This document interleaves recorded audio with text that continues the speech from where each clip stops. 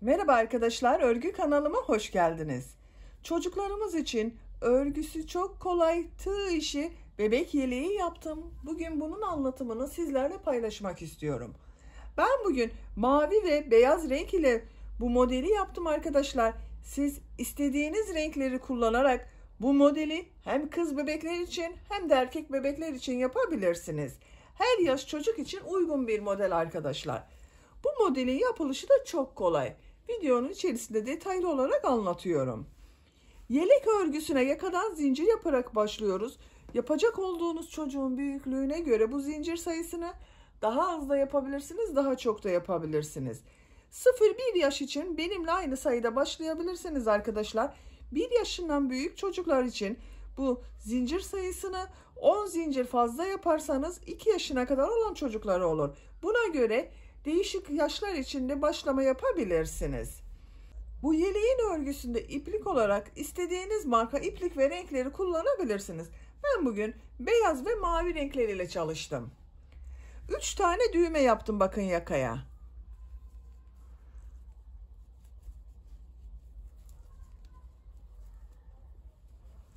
Bu şekilde örgünün ters tarafının görüntüsü böyle, arka görüntüsü de bu şekilde.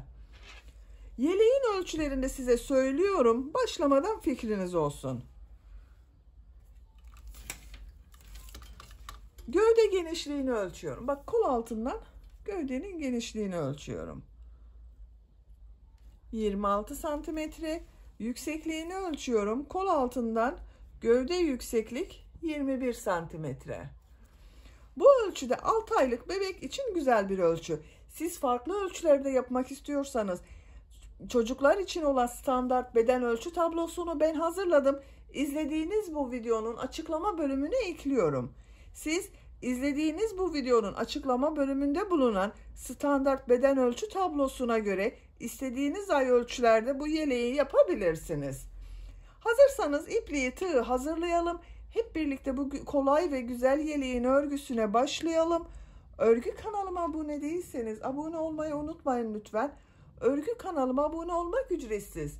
Örgü kanalıma ücretsiz abone olup orada bulunan zil şeklinde dokunarak açık yaparsanız kanalıma video yüklediğim zaman ilk önce size bildirim gelir. Örgülerimden herkesten önce sizin haberiniz olur.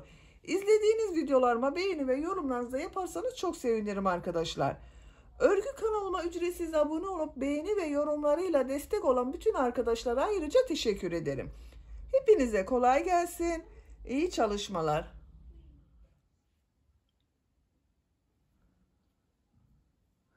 Örgüye yakadan zincir yaparak başlıyoruz.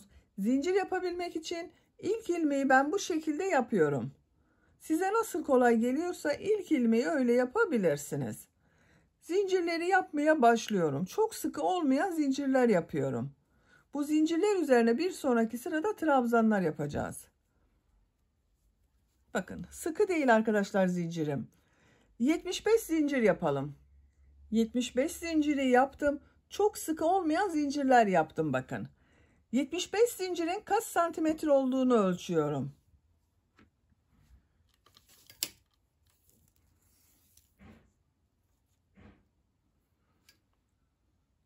30 santimetre zincir uzunluğu var arkadaşlar. İnç olarak da ölçüyorum. İnç ölçüsünü inç ile çalışan arkadaşlar için ölçüyorum. 12 inç. Bakın. Bu zincirler üzerine trabzanlar yapacağız. Tığ üzerine iplik alıyorum. 3 ilmek atlıyorum. 1, 2, 3, 4. ilmek içine trabzan yapıyorum. Bir sıra trabzan sırası yapıyoruz. Her zincir üzerine bir trabzan yapıyorum. Bakın, bu 3 ilmek atladığımda bir trabzan olacak.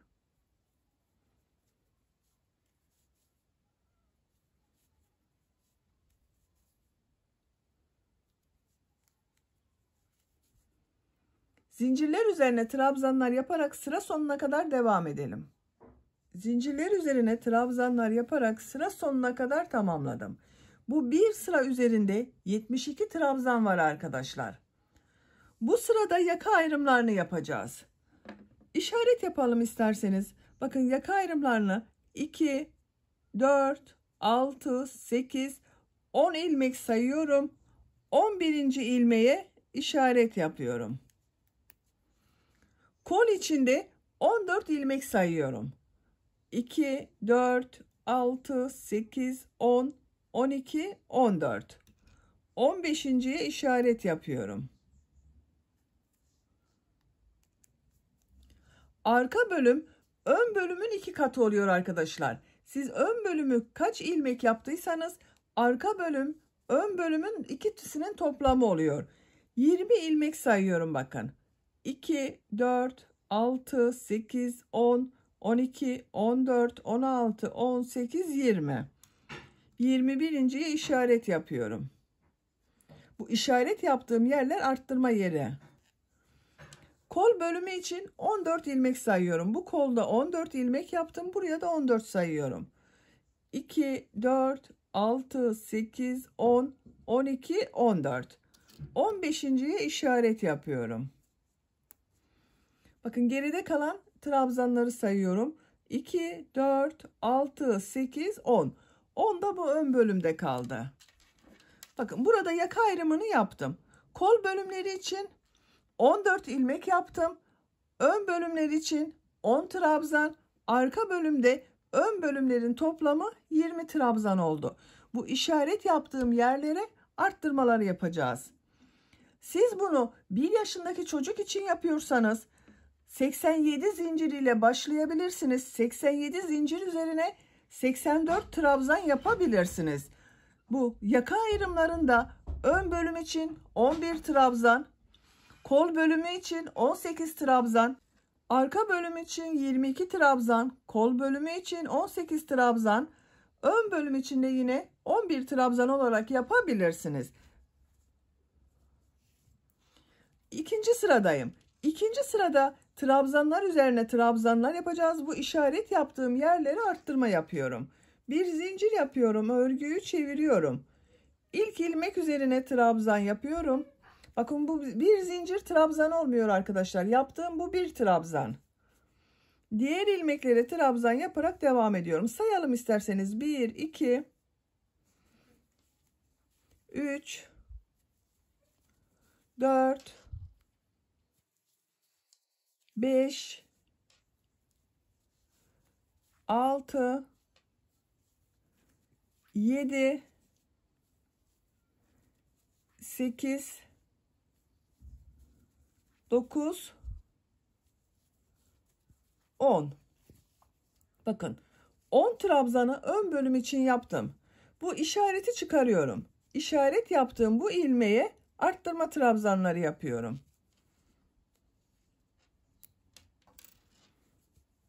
Bakın bu ilmek üzerine 3 trabzan yapıyorum. 1, 2,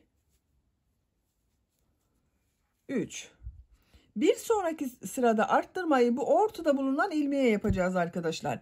İşaret yapalım isterseniz. Bakın bu 3 trabzan yaptığımın ortada bulunan ilmeğe işaret takıyorum. Diğer ilmeklere birer defa trabzan yapıyorum. Kolda yaptığımız trabzanları sayıyorum. 1, 2, 3, 4, 5, 6, 7, 8, 9, 10,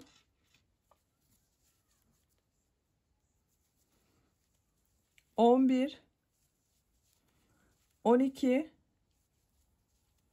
13, 14. Bakın iki işaret arasına 14 trabzanı yaptım. Bu işaret yaptığım ilmek üzerine 3 trabzan yapıyorum.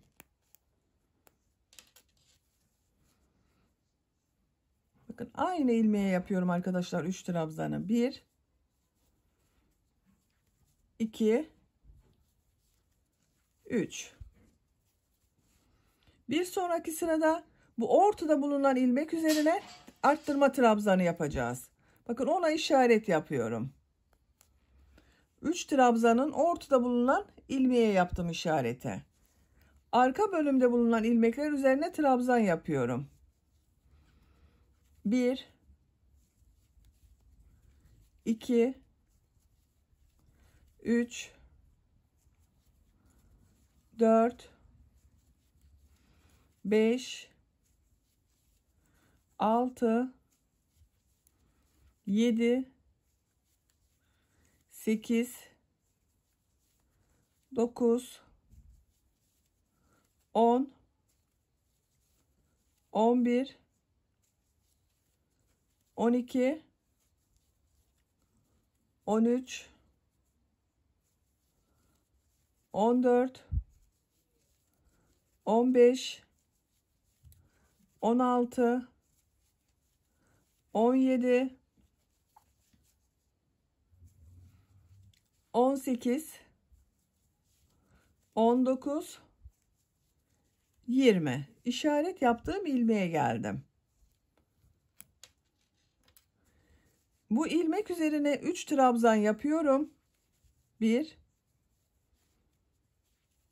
2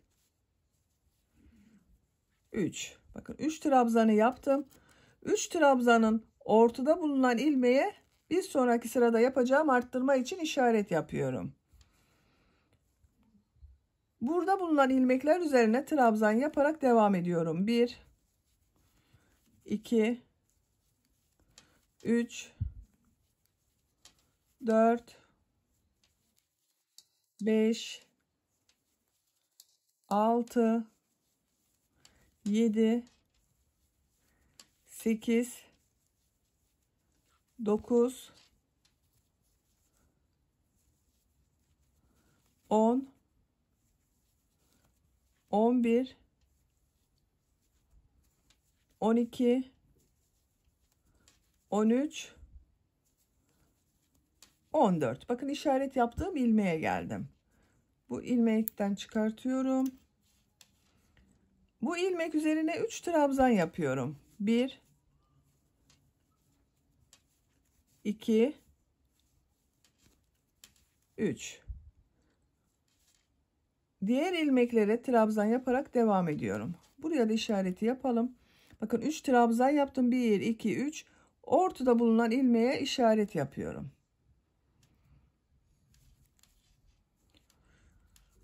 1 2 3 4 5 6 7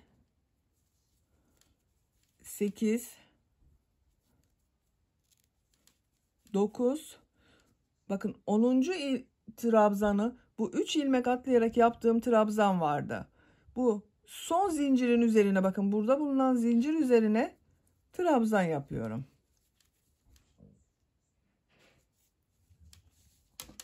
Bakın arkadaşlar, ikinci sırada arttırma yerlerinde arttırmalar yaptım. Bu arttırma ilmeklerinin üzerine 3'er trabzan yaptım. Bu sırada da bu işaret yaptığımız ilmekler üzerine 3'er trabzan yapacağız. Bakın görüntüsü böyle. Üçüncü sıradayım. Bir zincir yapıyorum, örgüyü çeviriyorum. İlk ilmek üzerine trabzan yapıyorum. Diğer ilmeklere trabzan yaparak devam ediyorum. Arttırma yapacağımız ilmeğe kadar trabzanları yapıyorum.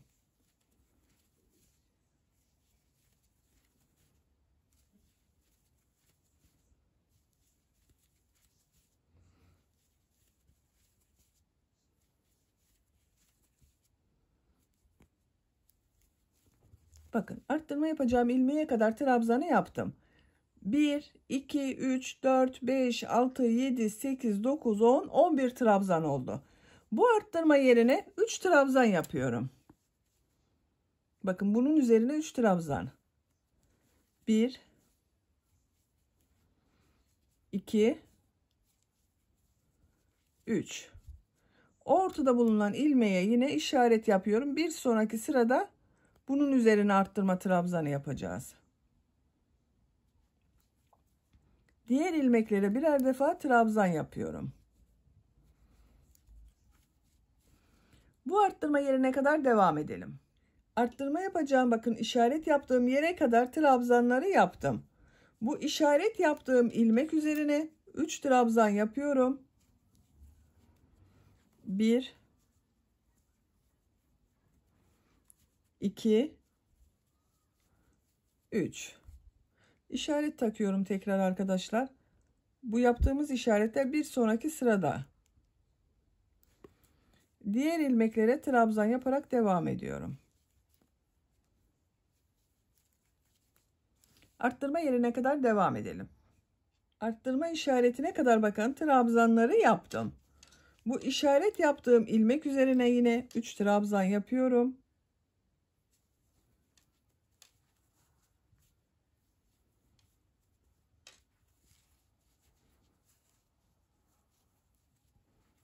Bakın aynı ilmeğe 3 trabzan yaptım. Ortada bulunan ilmeğe işaret takıyorum. Diğer ilmeklere birer defa trabzan yapıyorum.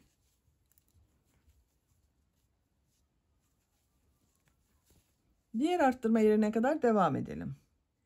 Diğer işaret yaptığım arttırma yerine kadar bakın trabzanları yaptım. Bu ilmek üzerine de 3 trabzan yapıyorum. 1 2 3 ortada bulunan ilmeğe yine işaret yapıyorum.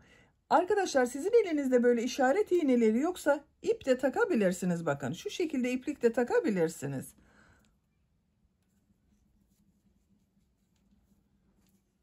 Bakın burası orta nokta. Diğer ilmekler üzerine birer defa trabzan yapıyorum. Sıra sonuna kadar trabzanlar yapıyorum. Benim elim alıştığı için işaret iğneleri takmadan yapıyorum arkadaşlar. Takılan, yani bu iş arttırma yapacağımız ilmekte şaşıran arkadaşlar olur diye ben işaretli gösteriyorum.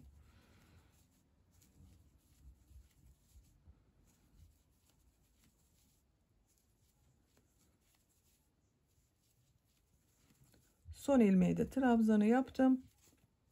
Bakın 3. sırada yine bu ortada bulunan ilmekler üzerinden arttırmaları yaptık.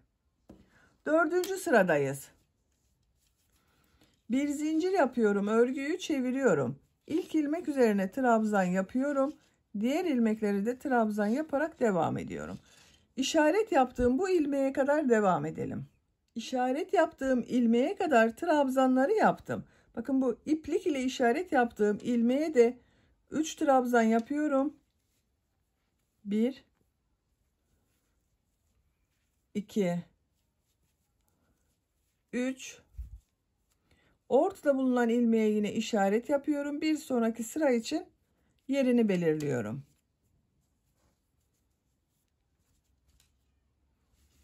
Diğer ilmekler üzerine trabzanlar yapıyorum.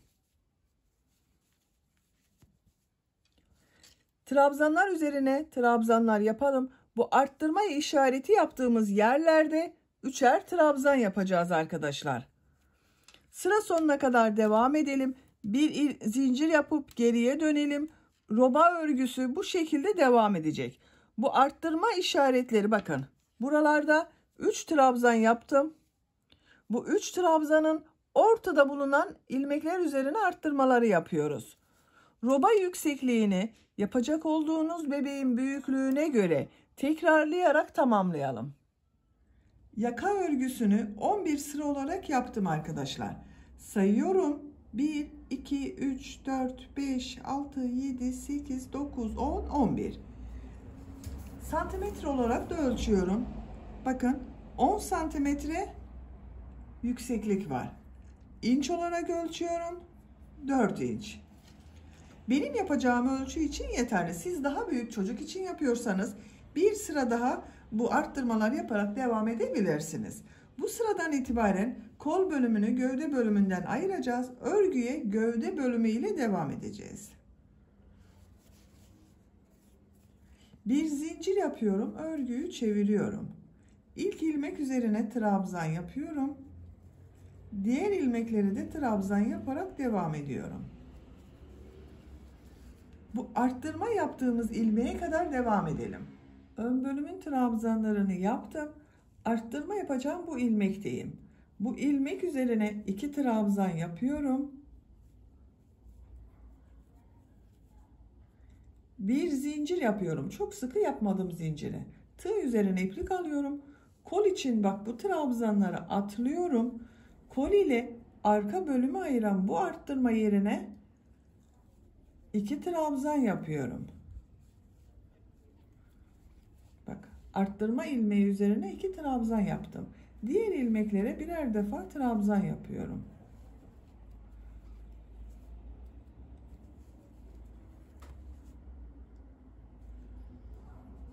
Bu arttırma ilmeğine kadar devam edelim.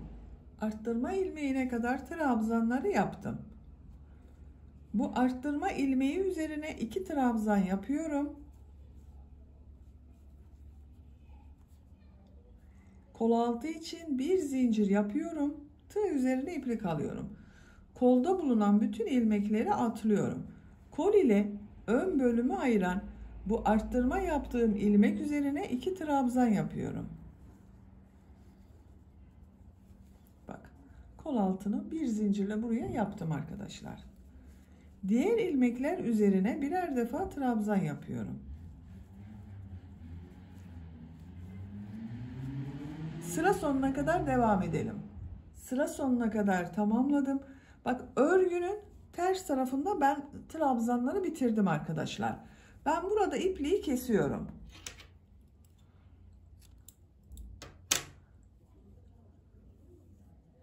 İlmeği bak içinden çektim.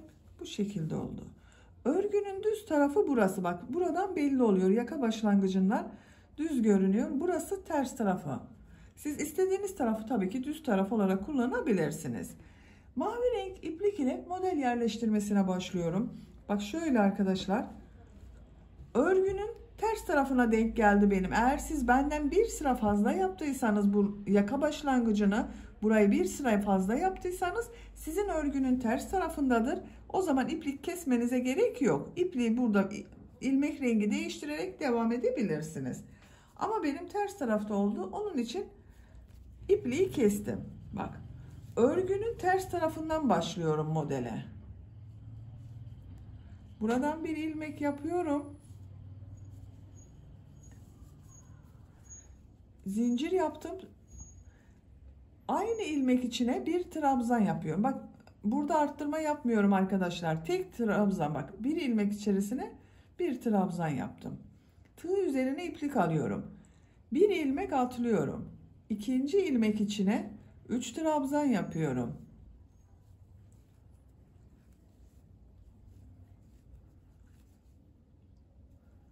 Tığ üzerine iplik alıyorum. Bir ilmek atlıyorum. İkinci ilmek içine 3 trabzan yapıyorum.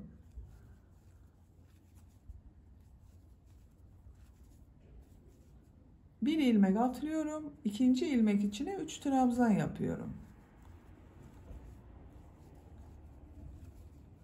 Bu şekilde. Sıra sonuna kadar devam edelim. Modelleri yaparak sıra sonuna kadar tamamladım. Sıra sonunda bir ilmek atlıyorum. Son ilmek üzerine trabzan yapıyorum. Bak, sıra başında da bir trabzan ile başladım. Sıra sonunda bir trabzan ile bitirdim. Bak, örgünün düz tarafı burası arkadaşlar. Model sırasının ilk sırasını yaptık. Bak, böyle oldu. Bir zincir yapıyorum. Örgüyü çeviriyorum. İlk ilmek üzerine trabzan yapıyorum. Bu sırada model kurulumun arkadaşlar, bak, burada 3 trabzan yaptım. Bu boşluğa bir trabzan yapıyorum. Bu trabzanı boşluktan alıyorum, trabzan yapıyorum. Diğer boşluğa yine bir trabzan yapıyorum. Bak, bir trabzandan sonra tığ üzerine iplik alıyorum. Bu 3 trabzanın, bak, bu boşluğa trabzan yapıyorum. Tekrar bak, tığ üzerine iplik alıyorum. Ortada bulunan bu trabzana şu şekilde tığ boşluğa takıyorum. Trabzan yapıyorum. Bunu biraz uzun yaparsanız daha güzel görünür. Tekrar bak, tığ üzerine iplik alıyorum. Bu boşluğa trabzan yapıyorum. Bak, buraya yine 3 trabzan oldu. Ama ortada bulunan trabzanı boşluktan alarak yaptım. Tığ üzerine iplik alıyorum. Bak diğer modelde boşluktan üzerine trabzan yapıyorum. Ortada bulunan trabzanı boşluktan alıyorum. Trabzan yapıyorum. Tekrar bu boşluğa trabzan yapıyorum. Bak tığ üzerine iplik alıyorum.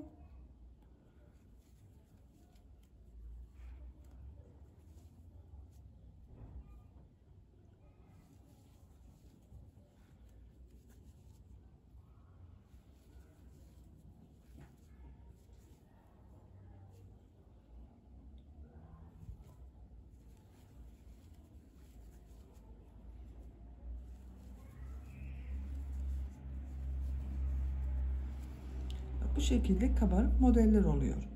Sıra sonuna kadar devam edelim. Sıra sonuna kadar tamamladım. Son ilmek üzerine trabzan yapıyorum. Bakın arkadaşlar. Model böyle oldu. Kabarık görüntü oldu. Bu kabarık görüntünün düz tarafta olması gerekiyor. Onun için ben bu mavi renk iplik ile bu model yerleştirmesini ters taraftan yaptım. Bak düz taraftan kabarık model oldu. Bu sırada ben renk değiştiriyorum. Tekrar beyaz renk ipliğe başlıyorum. Siz bunu rengarenk yapabilirsiniz. Tek renk yapabilirsiniz. 2 renkli, 3 renkli istediğiniz renk sıralamasını yapabilirsiniz. Bak burada ilmek rengini beyaz yapıyorum. Şu şekilde içinden çektim. Bir zincir yapıyorum. Örgüyü çeviriyorum. Bu ilk ilmek üzerine trabzan yapıyorum. Bak bu sırada örgünün ters tarafındayım. Bunu yine buradan bir trabzan yapıyorum. Bu boşluktan alarak yaptığım trabzanı bu sırada ters taraftan alarak trabzan yapıyorum. Bak tığ üzerine iplik alıyorum. Bu boşluğa bir trabzan yapıyorum. Bak düz trabzan yaptım. Bu trabzanı ters taraftan boşluktan alıyorum. Trabzan yapıyorum. Boşluğa bir trabzan yapıyorum. Bak diğer modelde buraya bir trabzan yapıyorum. Bu boşluktan alarak yaptığım trabzanı ters taraftan boşluktan alıyorum. Trabzan yapıyorum.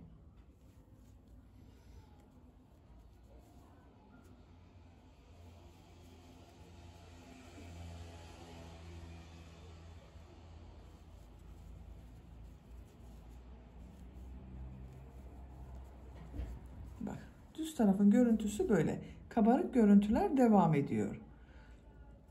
Sıra sonuna kadar devam edelim.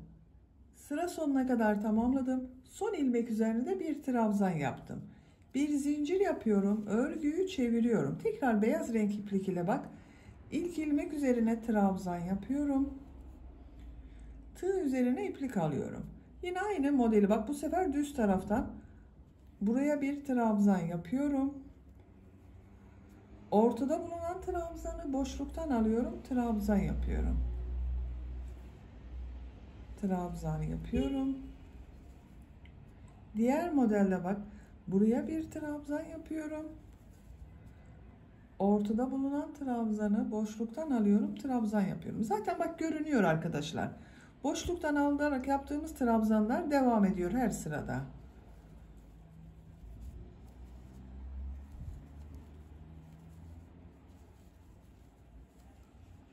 Bak. Sıra sonuna kadar devam edelim. Sıra sonunda isterseniz mavi renk iplik ile bak ben kesmedim. Burada bekletiyorum ipliği. Ben mavi renk iplik ile devam ediyorum. Siz her iki sırayı bir renk yaparak da rengarenk bir örgü yapabilirsiniz. Bak. Model bu şekilde. Gövde bölümünün örgüsünü tercihinize ve yapacak olduğunuz çocuğun büyüklüğüne göre istediğiniz kadar sıra sayısını tekrarlayarak tamamlayalım. Gövdenin örgüsünü model sıralarını tekrarlayarak tamamladım arkadaşlar. Kaç model sırası yaptığımı sayıyorum. Bakın her renk ile 2 sıra yaptım. 2, 4, 6, 8, 10, 12, 14, 16, 18, 20, 22. 22 sıra oldu. Santimetre olarak ölçüyorum. 21 santimetre yükseklik var. Benim için yeterli. Siz isterseniz bir iki sıra daha devam edebilirsiniz. Bakın ipliği yakanın burada bitirdim. Burada bu yakada pıtırcık modelleri yapıyorum. Bu boşluğa bir sık iğne yapıyorum. 2 zincir yapıyorum. Aynı yere sık iğne yapıyorum. Bak bu ilmeği atlıyorum. Bu ilmek içine bir sık iğne, 2 zincir, bir sık iğne yapıyorum.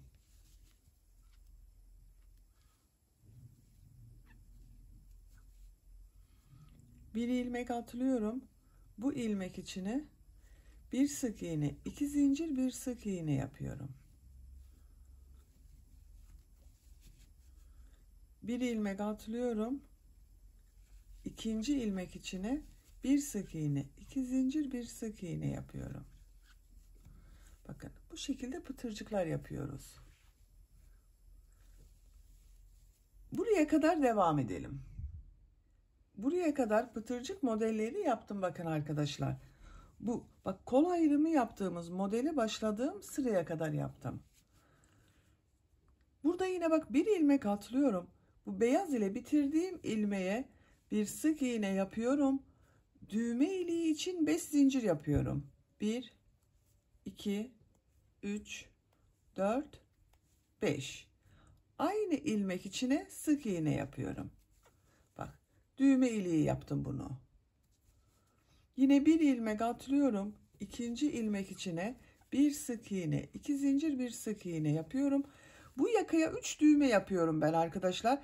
Bir düğme iliğini buraya, bir düğme iliğini bu yakanın başlangıcına, bir diğerinde ikisinin tam ortasına. Bak burası iyi olur.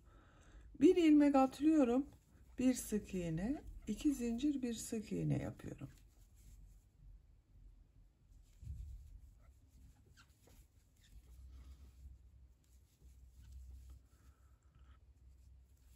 Bak 1 2 3 pıtırcık yaptım. Bir ilmek atlıyorum. Bu ilmek içine yine bir düğme iliği için bir sık iğne yapıyorum. 5 zincir yapıyorum. Aynı ilmeğe sık iğne yapıyorum. Bak ikinci düğme iliğini de buraya yaptım. Arada 3 pıtırcık yaptım.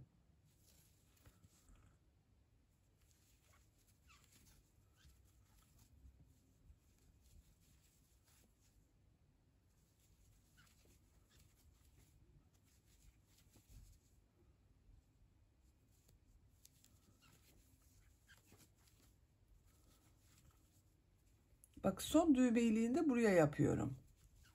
Bir sık iğne, 5 zincir, sık iğne. 1 2 3 düğme iliği oldu. Yakanın bu başlangıcına sık iğne yapıyorum. Yaka çevresinde sık iğne yaparak devam ediyorum. Her ilmek üzerine bir sık iğne yapıyorum. Bak iplik de içeride tutuyorum.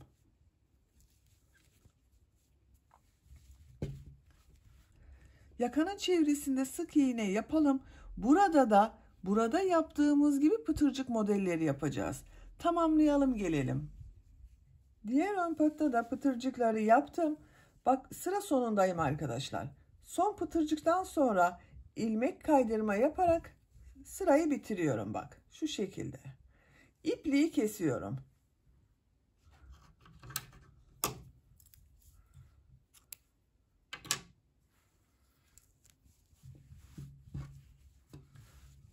Yakanın çevresinde bak sık iğneler yaptım. Bu ön patta da burada yaptığım gibi pıtırcıklar yaptım. Gövde bölümünün örgüsünü böylece tamamlamış olduk. Şimdi kol örgüsünü yapalım. Kol örgüsü için mavi renk iplik ile kol altından başlayarak pıtırcık modelleri yapıyorum.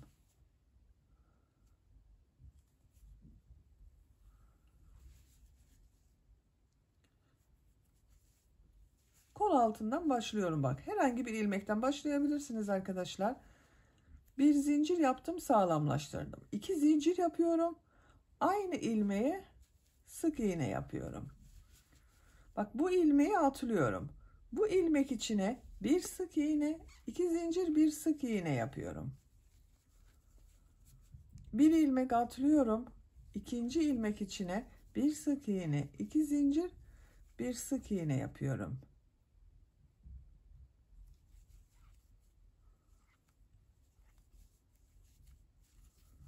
Bak, pıtırcık modelleri yapıyoruz.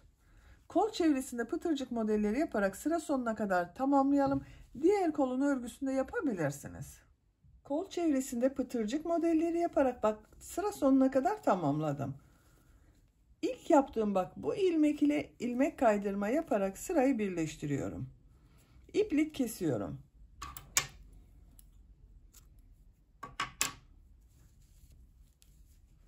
Bakın arkadaşlar, kol çevresi bu şekilde oldu. Diğer kolun örgüsünü de ben tamamladım. Bak her iki kolun örgüsünü tamamladım.